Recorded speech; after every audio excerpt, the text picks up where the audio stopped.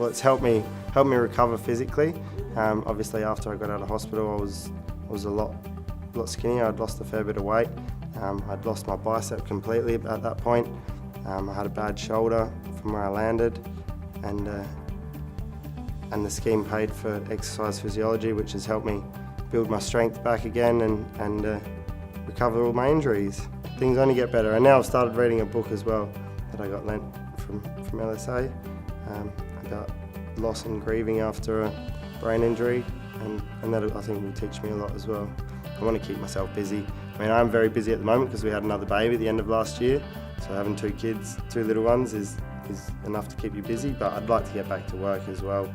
But I need to do it slowly and properly, not rush into it again.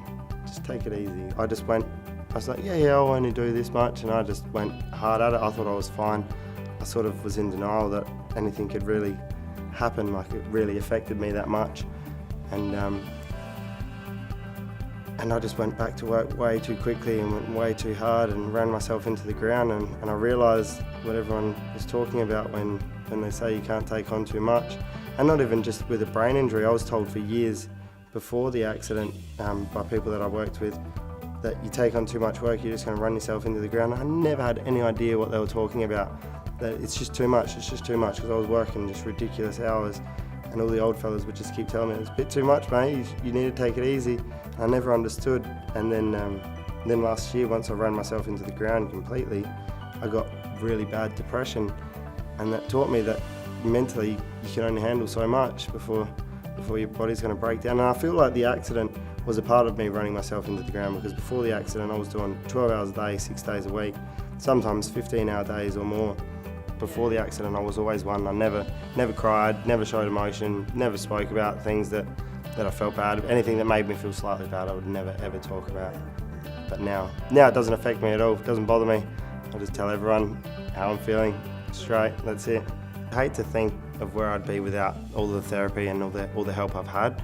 I was getting more and more depressed last year after the accident, just about the things that I wasn't able to do, as well as the fact that I was overdoing work and life.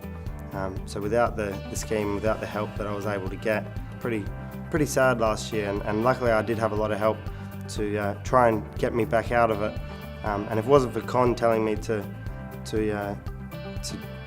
get back from my job, step back from my job before I did something bad, I think I may have done something bad. So I thank the scheme very much for helping me with what it has, and helping me to stay alive hugely.